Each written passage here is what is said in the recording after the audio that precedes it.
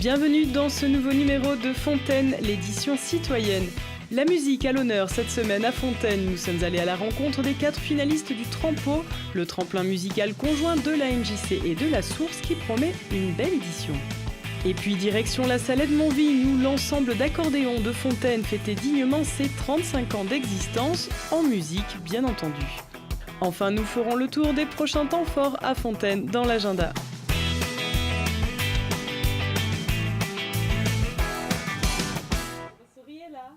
Première rencontre pour les finalistes du Trampo. Ce tremplin musical réunit les adhérents des 2 structures fontainoises de musiques amateurs que sont la Source et la MJC de Fontaine. Dans leur viseur, assurer la première partie de l'un des concerts de la programmation officielle de la Source. Sur les 14 groupes en lice, voici les 4 formations ayant obtenu leur ticket pour la grande finale du 16 novembre. Donc on a un groupe de métal alternatif. On mélange beaucoup d'influences, donc il ne faut pas avoir peur quand on dit métal. En fait, c'est notre son, il faut nous écouter pour se rendre vraiment compte. C'est toujours des super conditions et c'est toujours une bonne ambiance ici. Donc dès qu'on a l'occasion de pouvoir jouer ici, on participe.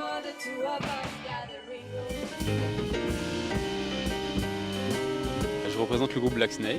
On est un groupe issu de Grenoble. Ça fait 2 ans et demi qu'on joue. On a progressivement monté en nombre puisque au début on a commencé à 3 et puis finalement on est 6. Donc, ça va de la musique classique, pop, rock, jazz, musique, on va dire musique du monde, musique de l'Est. Voilà. La Source, ça fait 2 ans et demi qu'on joue, qu'on répète chez eux. Et on a toujours été suivis par Nicolas avant et maintenant Maël qui sont formidables. Et là cette année ils proposent un tremplin qui a un autre format et qui est tout aussi bien. Et du coup on s'est dit que ça valait le coup de participer.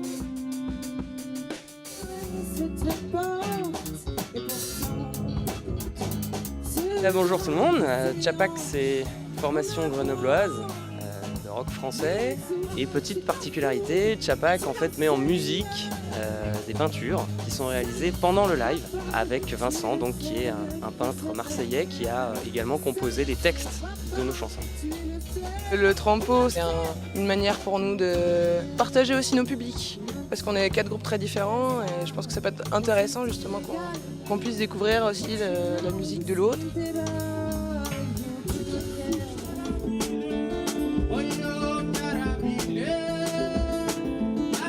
Notre groupe s'appelle Folican. Folican qui veut dire tout simplement les musiciens. Il vient du Sénégal, moi je suis du Mali. Mais on s'est rencontrés quand même, on s'est dit pourquoi on ne va pas essayer de faire avancer les choses au lieu de rester comme ça, on est tous des musiciens. On essaie de partir de la base de la musique traditionnelle pour créer notre truc à nous. Voilà, donc on fait un peu le style afro-mandingue, on fait afro-blues aussi, et voilà. Pour dire que merci à Maël aussi, quoi, parce que franchement il est sans façon, quoi. Il est gentil avec tout le monde, quoi. Le 16, oui, on va cartonner, Inch'Allah. Alors le temps fort justement c'est cette finale, ça sera le vendredi 16 novembre à 20h dans l'Ampli à la Source. Donc 4 groupes, 20 minutes par groupe avec un jury de professionnels qui sera là pour juger de leurs prestations et un public qu'on espère nombreux aussi pour pouvoir les aider dans cette belle soirée.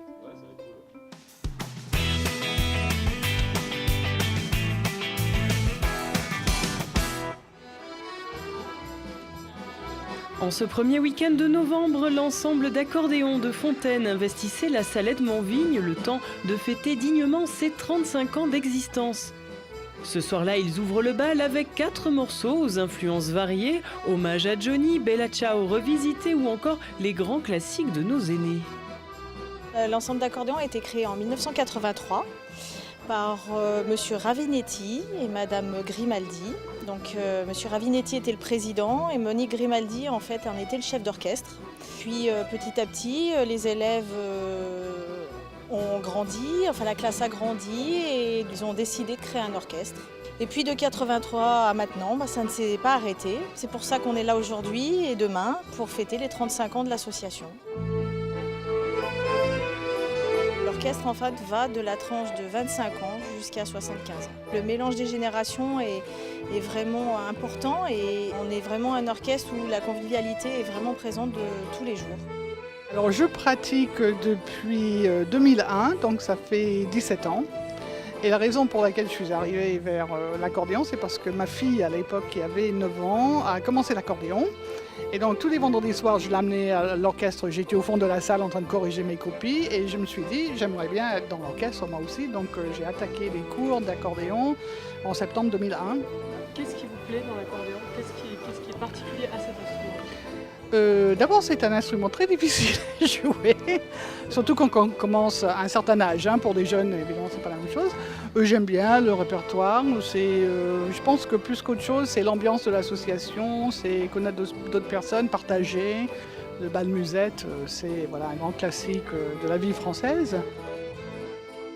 Avec à ce jour 14 membres au sein de l'association, dont 12 accordéonistes, un batteur, une percussionniste. L'association assurait ici la première partie d'Amandine Musichini, visage bien connu du bal musette, un événement parmi tous ceux qu'ils organisent tout au long de l'année. On n'a pas besoin de beaucoup de pratiques d'accordéon pour intégrer l'orchestre. On a des gens qui ont que quelques années d'accordéon. C'est une formation différente du cours particulier, en fait. Ça motive, je trouve que ça pousse en avant. Et donc on recrute effectivement des accordéonistes, mais aussi on a besoin de quelqu'un au clavier, piano, même des bassistes, guitare. On accepte tous les musiciens qui veulent venir chez nous. On se retrouve principalement pour des fêtes de quartier, fêtes de musique et également aussi beaucoup en maison de retraite. On joue énormément en maison de retraite. On se produit également au marché de Noël. Et d'ailleurs encore cette année, là ça sera début décembre, je crois que c'est le 12 décembre, mercredi 12 décembre. C'est un marché de Noël solidaire.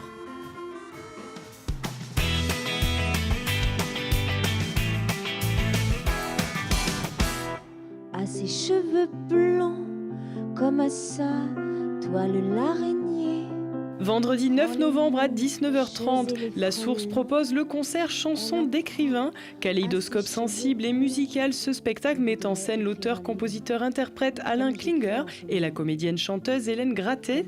Dévalisant le répertoire de la chanson d'écrivain tels que Patrick Modiano, Marguerite Duras ou Philippe Dian, ils vous conduiront dans un univers poétique où le chapitre devient couplet et où le texte est transcendé par le chant. Et puis ambiance country garantie, samedi 10 novembre.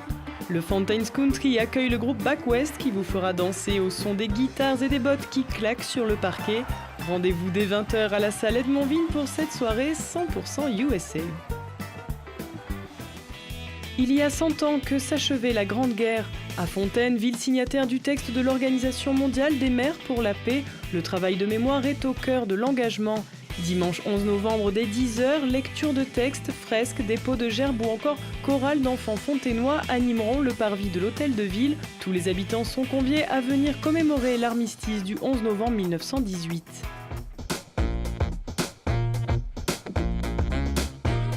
Enfin, révélation hip-hop, jazz, Sax Machine propose sa musique détonnante à base d'afrobeat, funk ou hip-hop alias inédit et imparable. Sax Machine mêle l'improvisation et les sons électroniques des loopers et des machines aux côtés d'un tromboniste et d'un rappeur en chair et en os. Rendez-vous mardi 14 novembre 20h30 à La Source pour découvrir cet ovni musical dont la première partie sera assurée par les 7 Grenoblois de G-Lab.